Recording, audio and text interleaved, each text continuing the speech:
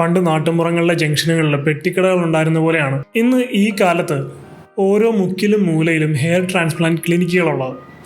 അപ്പോൾ അത്രത്തോളം കോമൺ ആയി കഴിഞ്ഞു ഈ ഹെയർ ട്രാൻസ്പ്ലാന്റും അല്ലെങ്കിൽ അതുപോലെ തന്നെ മുടിയെ സംബന്ധിച്ചുള്ള കാര്യങ്ങളൊക്കെ പരിഹരിക്കുന്ന ക്ലിനിക്കുകൾ നമ്മുടെ നാട്ടിൽ. പക്ഷെ എന്നിട്ടും നാച്ചുറൽ ആയിട്ടുള്ള ഒരു ഹെയർ ലൈൻ കൊണ്ടുവരാൻ സാധിക്കുന്ന ഹെയർ ട്രാൻസ്പ്ലാന്റ് ക്ലിനിക്കുകൾ വളരെയധികം കുറവാണ്. ഇപ്പോൾ അത് തന്നെയാണ് ഞാൻ ഇങ്ങനൊരു വീഡിയോ ചെയ്യാനുള്ള എൻ്റെ പ്രസക്തിയും.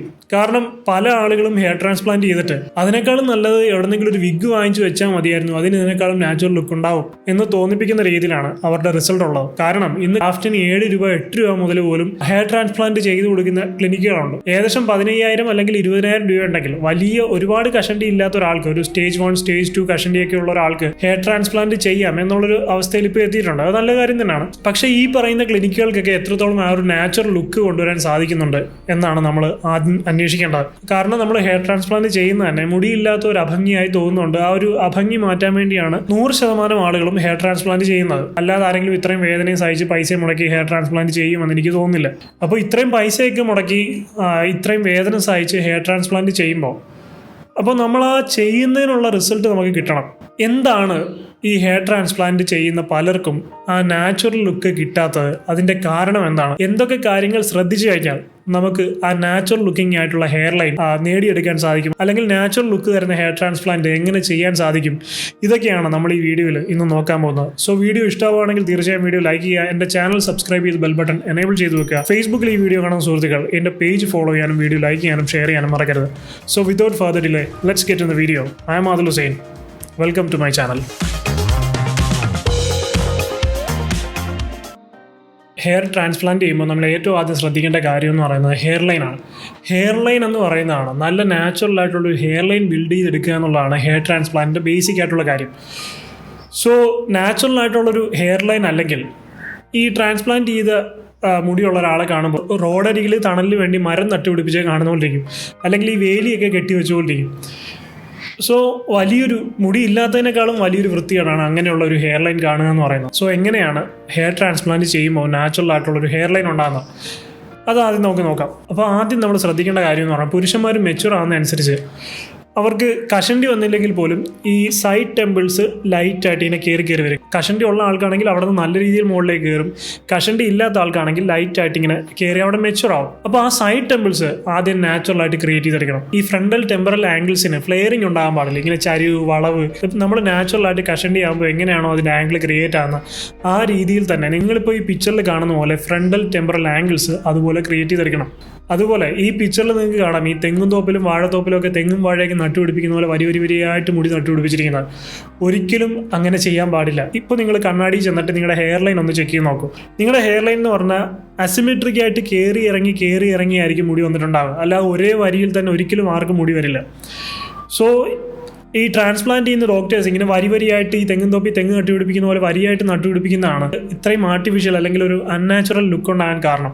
കുറച്ച് റാൻഡം ആയിട്ട് ഇറഗുലർ ആയിട്ട് അസിമെട്രിക് ആയിട്ട് വേണം ആ ഹെയർ ലൈനിൽ മുടി നട്ടുപിടിപ്പിക്കാനായിട്ട്. ആ മൈക്രോ ഇറഗുലാരിറ്റി അത് മെയിൻറ്റെയിൻ ചെയ്യണം. മൂന്നാമതാണ് ഏറ്റവും ഇമ്പോർട്ടൻ്റ് ആയിട്ടുള്ളൊരു കാര്യം എന്ന് പറയുന്നത്. അതായത് നിങ്ങളിപ്പോൾ ഒരു കണ്ണാടി എടുത്തിട്ട് നിങ്ങളുടെ മുടിയുടെ ഹെയർ ലൈൻ ഒന്ന് നോക്കുക.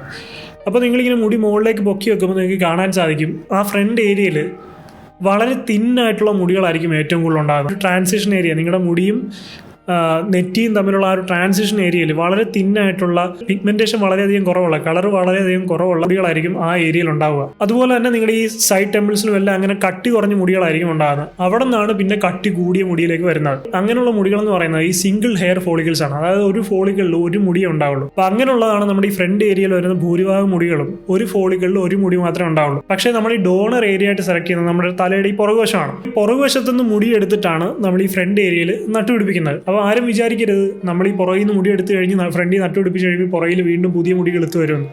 ഒരിക്കലും അങ്ങനെ വരില്ല.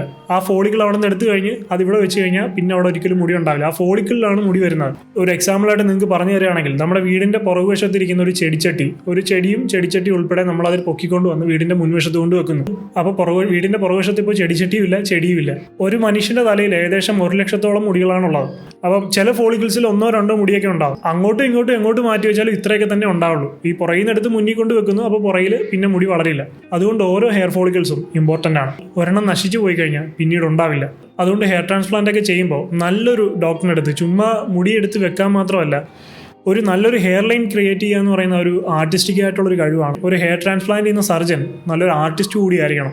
അപ്പോഴേ മനോഹരമായിട്ടുള്ളൊരു ഹെയർ ലൈൻ, ബ്യൂട്ടിഫുൾ ആയിട്ടുള്ളൊരു ഹെയർ ലൈൻ ഉണ്ടാക്കിയെടുക്കാൻ സാധിക്കുള്ളൂ. നമ്മൾ മുടക്കുന്ന പൈസയ്ക്കും നമ്മൾ എടുക്കുന്ന പെയിനും ഒക്കെ റിസൾട്ട് ഉണ്ടാവുള്ളൂ. സോ അതുപോലുള്ള നല്ല ക്ലിനിക്കുകൾ കണ്ടെത്തി അവിടെ മാത്രം ഹെയർ ട്രാൻസ്പ്ലാന്റ് ചെയ്യാൻ ശ്രമിക്കുക. പൈസ ഇന്ന് പോയാലും നാളെ കിട്ടും, പക്ഷേ ഹെയർ ഫോളിക്കിൾസ് വീണ്ടും നമുക്ക് ഉണ്ടാക്കിയെടുക്കാൻ സാധിക്കില്ല. അപ്പോൾ നമ്മുടെ ഈ ഫ്രണ്ടൽ ഏരിയയിൽ സിംഗിൾ ഹെയർ ഫോളിക്കിൾസ് വേണം വെക്കാൻ. കമ്പാരേറ്റീവ്ലി കുറച്ച് തിന്നായിരിക്കണം, കുറച്ച് പിഗ്മെന്റ് കുറഞ്ഞതായിരിക്കണം. അങ്ങനെയുള്ള മുടികൾ വേണം ആദ്യത്തെ ഒരു 5-6 ലൈൻസിൽ വരാൻ. അതായത് ഏകദേശം ഒരു 1 to 2 സെന്റിമീറ്റർ വരെയുള്ള നമ്മുടെ ഫ്രണ്ടൽ ഏരിയയിൽ അങ്ങനെയുള്ള മുടികളായിരിക്കണം ആദ്യം ട്രാൻസ്പ്ലാന്റ് ചെയ്യണം. അപ്പോഴാണ് ഫ്രണ്ട് ഹെയർ ലൈന് ഒരു നാച്ചുറൽ ലുക്ക് കിട്ടുന്നത്. അല്ലാതെ നമ്മൾ ഈ ബേസിക് ആയിട്ടുള്ള ഡോണർ ഏരിയ എന്നുള്ള സാധനം എടുത്ത് ഫ്രണ്ടിൽ കൊണ്ട് ട്രാൻസ്പ്ലാന്റ് ചെയ്യുക എന്ന് പറഞ്ഞു കഴിഞ്ഞാൽ, ഡോണർ ഏരിയ എന്ന് പറയുന്നത് നമ്മുടെ തലയിൽ ഏറ്റവും കട്ടിയുള്ള മുടികളുള്ളത് നമ്മുടെ ഈ ഡോണർ ബാക്ക് ഏരിയയിലാണ്, ഈ ഡോണർ ഏരിയയിലാണ്. അവിടെ ഒരു ഫോളിക്കിൾ ചിലപ്പോൾ 2, 3, 4 മുടിയൊക്കെ കാണും. മാത്രമല്ല ഏറ്റവും കൂടുതൽ കട്ടിയുള്ളതും ഏറ്റവും കൂടുതൽ പിഗ്മെന്റഡ് ആയിട്ടുള്ളതും തിക്കായിട്ടുള്ള മുടിയായിരിക്കും അവിടെ ഉള്ളത്. അപ്പോൾ അതെടുത്ത് ഫ്രണ്ടിൽ കൊണ്ട് വെച്ച് കഴിഞ്ഞാൽ, ഞാൻ നേരത്തെ പറഞ്ഞ പോലെ ഈ റോഡ് സൈഡിൽ മരം നട്ടുപിടിപ്പിച്ച അവസ്ഥയായിരിക്കും നമുക്കത് കാണുമ്പോൾ തോന്നുന്നത്. അപ്പോൾ ഈ പറഞ്ഞ പോലുള്ള മുടികൾ, ഈ തിന്നായിട്ടുള്ള പിഗ്മെന്റ് കുറഞ്ഞിട്ടുള്ള അങ്ങനെയുള്ള മുടികൾ നമുക്ക് എവിടെയാണ് കൂടുതൽ കാണാൻ സാധിക്കുന്നത്. അപ്പോൾ നമ്മൾ നോക്കുകയാണെങ്കിൽ അങ്ങനെയുള്ള മുടികൾ ഏറ്റവും കൂടുതലുള്ളത് നമ്മുടെ ഈ ചെവിയുടെ മുകളിലുള്ള പോർഷൻ, അതുപോലെ തന്നെ കഴുത്തിൻ്റെ പുറകിലുള്ള ഈ ഒരു പോർഷൻ, ഇവിടേക്കാണ് അങ്ങനെയുള്ള സിംഗിൾ ഹെയർ ഫോളിക്കിൾ തിന്നായിട്ടുള്ള കട്ടി കുറഞ്ഞ ഞാൻ ഈ പറഞ്ഞ പോലെയൊക്കെയുള്ള ക്യാരക്ടറിസ്റ്റിക്സ് ഉള്ള ഹെയർ ഫോളിക്കിൾസ് കണ്ടെത്താൻ സാധിക്കുന്നത്. അപ്പോൾ നല്ല രീതിയിൽ ആർട്ടിസ്റ്റിക് ആയിട്ടുള്ള എക്സ്പീരിയൻസ്ഡ് ആയിട്ടുള്ള സർജന് ഇത് വളരെ ഈസി ആയിട്ട് കണ്ടെത്താനും ഇത് ചെയ്യാനും സാധിക്കും. അതുകൊണ്ടാണ് 15,000 രൂപയ്ക്കും ഹെയർ ട്രാൻസ്പ്ലാന്റ് ചെയ്തു തരും, 15 ലക്ഷം രൂപയ്ക്കും ഹെയർ ട്രാൻസ്പ്ലാന്റ് ചെയ്യുന്ന സ്ഥലങ്ങളുണ്ട്. അപ്പോൾ പൈസ ഉണ്ടായിട്ട് മാത്രം കാര്യമില്ല. ചില സർജൻസ് നല്ല രീതിയിൽ പൈസ ചാർജ് ചെയ്യും, പക്ഷേ ചെയ്യുന്നതൊക്കെ ഈ 15,000 രൂപയുടെ സർജന്മാർ ചെയ്യുന്ന പോലെയൊക്കെ തന്നെ ആയിരിക്കും ചെയ്യുന്നത്. അപ്പോൾ നമുക്ക് കണ്ടുപിടിക്കാൻ പറ്റിയ ഏറ്റവും നല്ല മാർഗ്ഗം എന്ന് പറഞ്ഞു കഴിഞ്ഞാൽ, ഒരു ക്ലിനിക്ക് ട്രാൻസ്പ്ലാന്റ് ചെയ്യാൻ വേണ്ടി സെലക്ട് ചെയ്യുമ്പോൾ ആ ക്ലിനിക്കിൽ ചെയ്തിട്ടുള്ള ആളുകളുടെ റിസൾട്ട് നോക്കുക, പരമാവധി ആളുകളുടെ റിസൾട്ട് നോക്കുക, എന്നിട്ട് ഒരു ക്ലിനിക്ക് തിരഞ്ഞെടുക്കുക. ഇപ്പോൾ സൂപ്പർ സ്റ്റാറുകളായിട്ടുള്ള പല ആളുകളുടെയും ഹെയർ ട്രാൻസ്പ്ലാന്റ് ചെയ്ത് ഫസ്റ്റ് ലുക്കിൽ തന്നെ നമുക്ക് കണ്ടു കഴിഞ്ഞാൽ അറിയാൻ സാധിക്കും ഹെയർ ട്രാൻസ്പ്ലാന്റഡ് ആണ്. പക്ഷേ മറ്റ് ചില സ്റ്റാഴ്സിൻ്റെയൊക്കെ നമ്മൾ പെട്ടെന്ന് തിരിച്ചറിയില്ല. അവരുടെ ബിഫോർ ആൻഡ് ആഫ്റ്റർ പിക്സ് കാണുമ്പോൾ മാത്രമേ നമുക്ക് അത്രയ്ക്കും അങ്ങോട്ട് മനസ്സിലാവുള്ളൂ ഇവർ ട്രാൻസ്പ്ലാന്റ് ചെയ്തു എന്നുള്ള കാര്യം. ഇപ്പോൾ മലയാള സിനിമയിലെ ചെറുതും വലുതുമായിട്ടുള്ള ഒട്ടുമിക്ക സ്റ്റാഴ്സും ഹെയർ ട്രാൻസ്പ്ലാന്റ് ചെയ്തിട്ടുണ്ട്. അവരിൽ ചില സ്റ്റാഴ്സിൻ്റെയൊക്കെ ആർട്ടിഫിഷ്യലായിട്ട് തോന്നും, ചിലരുടെയൊക്കെ നമുക്ക് വളരെയധികം നാച്ചുറലായിട്ട് തോന്നുന്നുണ്ട്. അടുത്ത ഒരു ഇമ്പോർട്ടൻറ്റ് പോയിന്റ് ആണ് ഈ ഹെയർ ട്രാൻസ്പ്ലാന്റ് ചെയ്യുന്ന ആംഗിളും അതിൻ്റെ ഡയറക്ഷനും. ഇപ്പോൾ നമ്മൾ എങ്ങനെയെങ്കിലും ഒരു ഇൻസിഷൻ ഉണ്ടാക്കി അവിടെ ട്രാൻസ്പ്ലാന്റ് ചെയ്ത് വെക്കുകയല്ല. നിങ്ങൾ തല നന്നായിട്ട് ട്രിം ചെയ്ത ആളുകളുടെ മുടി ശ്രദ്ധിക്കണം. അവരുടെ ഈ ഫ്രണ്ടൽ ഏരിയയിലുള്ള മുടി ഇങ്ങനെ 90 ഡിഗ്രി ആംഗിളിൽ മുകളിലേക്കല്ല പൊങ്ങിയിരിക്കുന്നത്, അത് താഴേക്കാണ് നിൽക്കുന്നത്. പിന്നെ ബാക്കിലേക്ക് പോകും തോറും ആ ആംഗിൾ കൂടി കുറച്ച് നേരെ നിൽക്കുന്ന മുടികളുണ്ടാവും. അപ്പോൾ ഈ ഫ്രണ്ടൽ ഏരിയയിൽ ഉള്ള മുടി എന്ന് പറയുന്നത് ഏകദേശം 15 to 20 ഡിഗ്രിയാണ് അതിൻ്റെ ആ ഒരു ആംഗിൾ എന്ന് പറയുന്നത്, നമ്മുടെ സ്കിന്നുമായിട്ട് അതിൻ്റെ ഒരു ആംഗിൾ എന്ന് പറയുന്നത്. അപ്പം ആ രീതിയിൽ വേണം അത് ട്രാൻസ്പ്ലാന്റ് ചെയ്യാൻ. പിന്നെ ഒരു ഇമ്പോർട്ടൻറ്റ് കാര്യമാണ് ഞാൻ പറഞ്ഞ പോലെ ഇതിൻ്റെ ഡയറക്ഷൻ എന്ന് പറയുന്നത്. ഇപ്പോൾ എല്ലാവർക്കും എല്ലാ ടൈപ്പ് ഹെയർ സ്റ്റൈലും ചിലപ്പോൾ ഉപയോഗിക്കാൻ പറ്റുന്നുണ്ടാവില്ല. അതിൻ്റെ കാരണം എന്ന് പറയുന്നത് നമ്മുടെ ഈ ഹെയർ വരുന്ന ഡിറക്ഷനാണ്. ചിലരുടെ ഡയറക്ഷൻ ഈ സൈഡിലേക്കായിരിക്കും കൂടുതൽ വരുന്നത്, ചിലരുടെ ഈ സൈഡിലേക്കായിരിക്കും, ചിലരുടെ നേരെ താഴേക്കായിരിക്കും. അപ്പോൾ നമുക്ക് ഡിസൈഡ് ആയിട്ടുള്ള ഏത് ഹെയർ സ്റ്റൈലാണോ വേണ്ടത്, നമ്മൾ ലെഫ്റ്റിൽ നിന്ന് റൈറ്റിലേക്കാണോ അത് റൈറ്റിൽ നിന്ന് ലെഫ്റ്റിലേക്കാണോ, അത് നമ്മൾ സർജനോട് പറഞ്ഞു കഴിയുമ്പോൾ അതിനനുസരിച്ച് അവർ ലൈറ്റ് ആയിട്ടുള്ള ചേഞ്ചസ് അതിൻ്റെ ഡയറക്ഷനിൽ വരുന്നു. അതായത് നമ്മൾ ഈ സൈഡിൽ നിന്ന് ഈ സൈഡിലേക്കാണ് മുടി ചെയ്യുന്നതെന്ന് വെക്കുക. അങ്ങനെയാണെങ്കിൽ ഈ ഏരിയയിലുള്ള മുടി താഴേക്ക് തന്നെ ഒരു അല്പം ഇടത്തേക്ക് ചരിച്ചായിരിക്കും ഇത്രയും പോർഷനിൽ മുടി അവർ ട്രാൻസ്പ്ലാന്റ് ചെയ്യുന്നത്.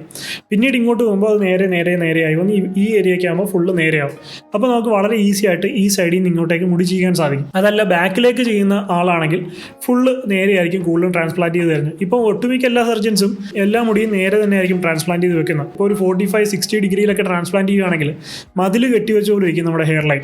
വളരെ ആർട്ടിഫിഷ്യൽ ആയിട്ടുള്ള രീതിയിലായിരിക്കും നമ്മുടെ ഹെയർ ലൈൻ ഇരിക്കുന്നത്. സോ ഈ 15 to 20 ഡിഗ്രിയിൽ വേണം ഹെയർ ട്രാൻസ്പ്ലാന്റ് ചെയ്യാൻ. പിന്നെ ഞാൻ പറഞ്ഞ പോലെ നിങ്ങൾക്ക് എന്തെങ്കിലും ഒരു സ്പെസിഫിക് നിങ്ങളുടേതായിട്ടുള്ളൊരു ഹെയർ സ്റ്റൈൽ ഉണ്ടെങ്കിൽ അതിന് പറ്റിയ ഡയറക്ഷനും കൂടി സർജനോട് പറയുക. നമ്മുടെ ഈ സുപ്പീരിയർ ഐബ്രോ ലൈൻ ഉണ്ട്, അതായത് നമ്മുടെ ഐബ്രോയിലെ ഏറ്റവും ഉയരം കൂടിയ ഒരു പോയിന്റ്. അങ്ങനെ 2 ഐബ്രോയുടെയും ഉയരം കൂടിയ പോയിന്റ് എടുത്തിട്ട് ആ പോയിന്റുകൾ തമ്മിൽ കണക്ട് ചെയ്യും. ഈ 2 ഐബ്രോസിൻ്റെയും സുപ്പീരിയർ പോയിന്റ്സ് കണക്ട് ചെയ്തിട്ട് ഒരു ലൈൻ വരും. അതിനാണ് സുപ്പീരിയർ ഐബ്രോ ലൈൻ എന്ന് പറയുന്നത്.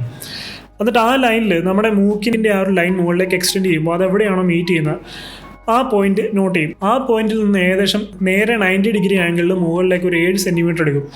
ആ പോയിന്റിനാണ് മിഡ് ഫ്രണ്ടൽ പോയിന്റ് എന്ന് പറയുന്നത്. പിന്നീട് ആ പോയിന്റിൽ നിന്നാണ് ഈ രണ്ട് സൈഡിലേക്ക് ടെമ്പറൽ ആംഗിൾസ് മാർക്ക് ചെയ്യുന്നത്. അതുപോലെ നമ്മുടെ ഹെയർ ലൈൻ എന്ന് പറയുന്നത് അതൊരു ലൈൻ അല്ല, അതൊരു സോണാണ്. അത് നമുക്ക് മൂന്നായിട്ട് തരംതിരിക്കാം. ഈ ഫ്രണ്ട് ഏരിയ തന്നെ മൂന്നായിട്ട് തരംതിരിക്കാം. ആദ്യത്തേത് ട്രാൻസിഷൻ സോൺ. നമ്മൾ നേരത്തെ പറഞ്ഞ പോലെ അവിടെ വളരെ തിന്നായിട്ടുള്ള കട്ടി കുറഞ്ഞ സിംഗിൾ ഹെയർ ഫോളിക്കിൾസ് വേണം ഈ ട്രാൻസിഷൻ സോണിൽ ട്രാൻസ്പ്ലാന്റ് ചെയ്യാനായിട്ട്.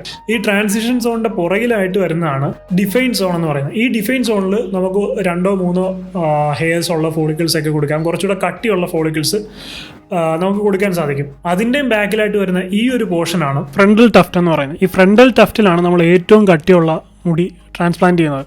അപ്പോൾ അങ്ങനെ ആ ഒരു പ്രൊസീജിയർ അനുസരിച്ച് ചെയ്യുമ്പോഴാണ് നമുക്ക് നാച്ചുറൽ ലുക്കിംഗ് ആയിട്ടുള്ളതും ഇടതൂർന്നതായിട്ടുള്ളതും ഭംഗിയുള്ളൊരു ഹെയർ ലൈൻ ഉണ്ടാക്കിയെടുക്കാൻ സാധിക്കുന്നത്.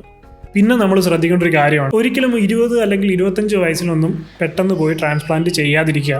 മിനിമം ഒരു 35 to 40 ഹെയർ ട്രാൻസ്പ്ലാന്റ് ചെയ്യാൻ ബെസ്റ്റ് ടൈം എന്ന് പറയുന്നത്. കാരണം ഈ 20-ലും 25-ലൊക്കെ പോയി ട്രാൻസ്പ്ലാന്റ് ചെയ്താലുള്ള കുഴപ്പമെന്ന് പറയുന്നത് ഒരു 25 വയസ്സ് കഴിഞ്ഞാണ് ഭൂരിഭാഗം പുരുഷന്മാർക്കും ശരിക്കും അവരുടെ കഷണ്ടിയുടെ ആ ഒരു സിവിയോറിറ്റി എത്ര ഉണ്ടെന്ന് അറിയാൻ സാധിക്കുന്നത്. അപ്പോൾ ഈ 25 വയസ്സിന് മുമ്പ് അല്ലെങ്കിൽ 25 വയസ്സിലൊക്കെ പോയി ട്രാൻസ്പ്ലാന്റ് ചെയ്ത് കഴിയുമ്പോൾ അപ്പോഴത്തേക്ക് ഒരു ഭംഗി ഉണ്ടാകും. പിന്നെ 1-2 വർഷം കഴിയുമ്പോൾ ഈ ട്രാൻസ്പ്ലാന്റ് ചെയ്തതിന്റെ പുറകിൽ നിന്ന് മുടി നന്നായിട്ട് കൊഴിയാൻ തുടങ്ങും. അപ്പോഴത്തേക്കും ഈ ട്രാൻസ്പ്ലാന്റ് ചെയ്ത് അതുപോലെ തന്നെ അവിടെ നിൽക്കുകയും ചെയ്യും, അതിന് ബാക്കിലോട്ടുള്ള മുടി പോവുകയും ചെയ്യും. അപ്പോൾ പിന്നീട് ടോട്ടലി അതൊരു വൃത്തികേടാവും. അപ്പോൾ വീണ്ടും പോയി നമ്മൾ അതിനനുസരിച്ച് വീണ്ടും ട്രാൻസ്പ്ലാന്റ് ചെയ്യേണ്ടി വരും. നമുക്ക് പറ്റുന്നൊരു ഹെയർ ലൈൻ കണ്ടുപിടിക്കാൻ സാധിക്കുകയില്ല, മൊത്തത്തിൽ അത് കുളമാകുകയും ചെയ്യും.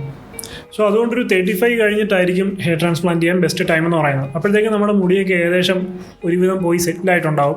അവിടെ നിന്ന് നമുക്ക് പറ്റുന്നൊരു ഹെയർ ലൈനൊക്കെ ഐഡന്റിഫൈ ചെയ്ത് നല്ല രീതിയിൽ ഹെയർ ട്രാൻസ്പ്ലാന്റ് ചെയ്യാൻ സാധിക്കും. അതുപോലെ ഹെയർ ട്രാൻസ്പ്ലാന്റ് ചെയ്ത് കഴിഞ്ഞ് ഏറ്റവും കൂടുതൽ ശ്രദ്ധിക്കേണ്ട കാര്യം എന്ന് പറയുന്നത്, ഈ ട്രാൻസ്പ്ലാന്റഡ് ആയിട്ടുള്ള ഹെയർ എന്ന് പറയുന്നത് ഒരു ഹോർമോൺ അഫക്റ്റ് ചെയ്യുന്ന ഹെയർ അല്ല.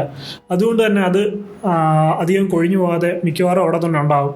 അപ്പോൾ നമ്മുടെ നേറ്റീവ് ഹെയർ, ഈ ട്രാൻസ്പ്ലാന്റ് ചെയ്യുന്നതിന് മുമ്പ് നമ്മുടെ തലയിലുള്ള ഹെയർ, അതിനെ മെയിൻറ്റെയിൻ ചെയ്യാൻ ശ്രദ്ധിക്കുക. കാരണം നമ്മൾ ആ ഹെയറും കൂടെ വെച്ചിട്ടാണ് ഈ ഒരു ഹെയർ ലൈൻ നമ്മൾ ഉണ്ടാക്കിയെടുക്കുന്നത്. അപ്പോൾ നമ്മുടെ നേറ്റീവ് ഹെയറിനെ, നമ്മുടെ തലയിൽ ഉള്ള ഹെയറിനെ അതിന് നല്ല രീതിയിൽ മെയിൻറ്റെയിൻ ചെയ്യുക. കാരണം അത് കഴിഞ്ഞ് ചിലപ്പോൾ ഈ ക്രൗൺ ഏരിയയിൽ നിന്ന് മുടി കൊഴിഞ്ഞു പോകാം, അല്ലെങ്കിൽ ട്രാൻസ്പ്ലാന്റഡ് ഏരിയയുടെ ബാക്കിൽ നിന്നുള്ള മുടി കൊഴിഞ്ഞു പോകാം. അങ്ങനെയൊക്കെ സംഭവിക്കാൻ സാധ്യതയാണ്. അതുപോലെ ഈ ക്രൗൺ ഏരിയകൾ ട്രാൻസ്പ്ലാന്റ് ചെയ്യുന്ന എൻ്റെ ഡിഫറെൻ്റ് ആയിട്ടുള്ളൊരു പ്രോസസ്സാണ്. കാരണം ഒരുപാട് വേൾഡ്സ് ഒക്കെ ഉള്ള ഈ ചുഴി പോലെ കണ്ടിട്ടുണ്ട്, അങ്ങനെയാണ് അവിടെയുള്ള മുടി വരുന്നത്.